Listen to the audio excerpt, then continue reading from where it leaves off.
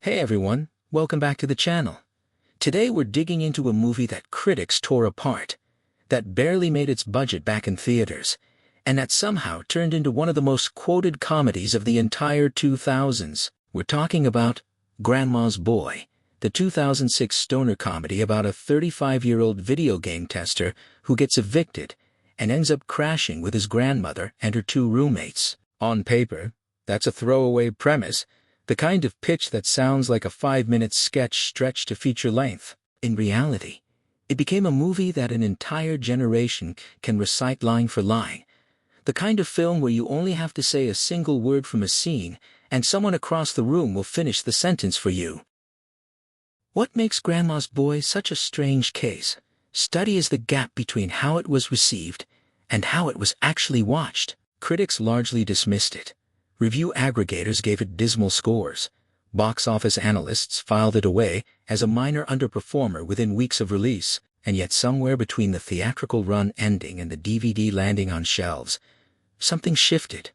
And this movie quietly became one of the most rewatched comfort watch comedies of its decade. Behind that shift is a pile of behind-the-scenes stories involving real Academy Award winners, a canceled video game, a chimpanzee in a ninja outfit, and a piece of Los Angeles real estate with a surprisingly famous next-door neighbor. So grab a seat, because we've got 20 facts about this cult classic that even longtime fans might not know. Let's get into it. Before Grandma's Boy was a script, it was a piece of Alan Covert's actual life. Covert had spent years as one of Adam Sandler's most dependable secondary players, popping up as Otto in Happy Gilmore and as a member of the wedding band in The Wedding Singer, along with a string of other Happy Madison productions, but almost always in supporting parts. He'd never carried a movie on his own before this one. That changed when he sat down to co-write Grandma's Boy, a project that grew out of a stretch of time he'd spent actually living with his own grandmother while he helped take care of his father, who was recovering from surgery at the time. Instead of treating that period as just a rough patch to get through, Covert apparently mined it for comedy, taking notes on the small, absurd details of adult life inside a much older person's household and folding them into a script. That mix of domestic awkwardness and genuine family closeness became the emotional backbone of the film, even underneath all the drug jokes and video game gags. There's a reason the relationship between Alex and his grandmother feels warmer and more sincere than you'd expect from a movie this crude in other places. It's rooted in something Covert had actually lived through, rather than something invented purely for a punchline. It's easy to forget, watching a monkey get taught taekwondo, or a grandmother accidentally eating a marijuana-laced brownie, that the whole premise started from something pretty tender and personal. A guy in his 30s moving back in with family during a difficult stretch, and finding the humor buried inside that vulnerability. A lot of casual viewers assume Sandler must be lurking somewhere in this movie because it's got his fingerprints all over it, from the tone of the humor to half the supporting cast. He isn't in it. Sandler backed the project through his Happy Madison banner and served as an executive producer, which meant he helped get the film financed, greenlit, and staffed with familiar faces, but he intentionally handed the lead role to Covert instead of taking it himself. For a guy who was the face of nearly every Happy Madison comedy released in that era, from Big Daddy to The Waterboy, that was a genuinely notable move. It would have been easy for Sandler to slot himself into the role of Alex and let the rest of the cast orbit around him the way they usually did.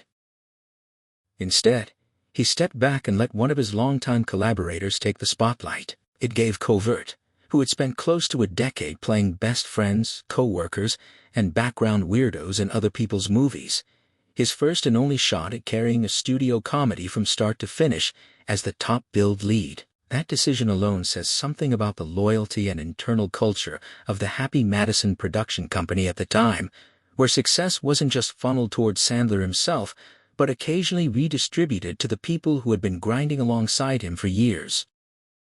Doris Roberts walked into this movie as one of the most decorated sitcom actresses working at the time. She'd already picked up 4 Emmy Awards for playing Marie Barone, the meddling, overbearing mother on Everybody Loves Raymond, a role that had defined her career for nearly a decade and made her one of the most recognizable faces in American living rooms. Then, Right in the middle of that run of prestige and acclaim, she turned around and played Grandma Lily in a low-budget stoner comedy, a warm, slightly oblivious grandmother who unknowingly gets high after eating pot brownies at a party thrown by her grandson's friends.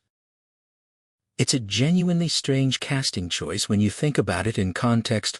One of television's most beloved mother figures, an actress in her 70s with a mantle full of Emmys, playing a scene where she's giggling uncontrollably on the floor because she doesn't realize she's stoned out of her mind. Roberts reportedly leaned into the physical comedy of the role without any hint of self-consciousness, which is part of why the performance lands as well as it does. Rather than treating the part as beneath her, she committed to it fully, and that willingness to be silly is a big part of why Grandma Lily became such an endearing character instead of a cheap punchline. Grandma Lily doesn't live alone. She's got two roommates, Grace and Bea, and the actresses playing them have resumes that have almost nothing to do with raunchy comedy. Grace is played by Shirley Jones, who most people know as the sweet, wholesome mother from the Partridge Family, a role that basically defines squeaky clean, family-friendly television for an entire generation of viewers. Fewer people remember that Jones actually won the Academy Award for Best Supporting Actress back in 1960 for playing a hardened, vengeful prostitute in Elmer Gantry, a dramatic role about as far from the Partridge Family as an actress can get. In Grandma's Boy, she plays Grace as flirtatious and unapologetically raunchy, delivering lines that would feel completely out of place coming from her most famous TV character. Bea, the third roommate, is played by Shirley Knight, a two-time Oscar nominee recognized for her dramatic work in films like The Dark at the Top of the Stairs and Sweet Bird of Youth, who also has a Tony Award and multiple Emmys to her name from a career spanning stage and screen. Put those three actresses together, Roberts, Jones, and Knight, and you've got a trio of on-screen grandmothers carrying one Academy Award win, two additional Oscar nominations, a Tony, and a shelf full of Emmys between them, all cast in a movie mostly remembered today for a chimpanzee smoking a fake joint and a grandmother accidentally eating an edible. It's an almost absurd amount of prestige packed into three roles that mainly exist to deliver drug jokes and innuendo. Keep an eye on Barry, one of the awkward video game testers working alongside the main character. That's Jonah Hill. And in January of 2006, almost nobody outside the industry knew his name yet. He'd had a small part in I Heart Huckabees a couple years earlier, and a brief appearance in The 40-Year-Old Virgin. But neither of those roles had put him on the map in any real way. Grandma's Boy hit theaters more than a year before Superbad turned him into a star and completely changed the trajectory of his career, which means this movie captured him right at the tail end of total anonymity.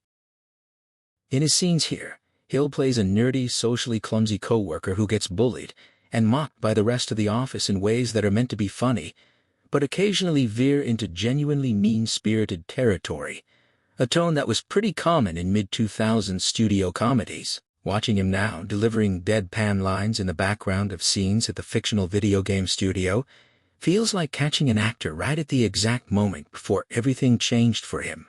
It's a small role in a movie most people remember for other things, but for anyone tracking Hill's filmography chronologically, Grandma's Boy sits at a fascinating hinge point in his career.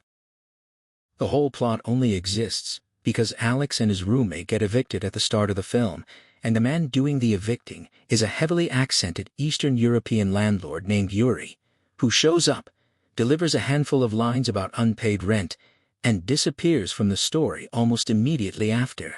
That's Rob Schneider, buried under enough makeup, a wig, and an exaggerated accent that a lot of viewers don't clock him on a first watch, or even a second one. He's not even credited by name for the role, listed generically rather than under his own name in the film's credits. It's the kind of blink, and you miss it cameo that Sandler's circle of actors loved to sneak into each other's movies throughout the 2000s, treating minor roles almost like a running inside joke among the group. It rewards anyone who watches closely enough to catch the voice underneath the accent, and it's become one of those pieces of trivia that fans love passing along to people who've seen the movie a dozen times without ever realizing Schneider was in it at all. Schneider isn't the only surprise cameo hiding in plain sight.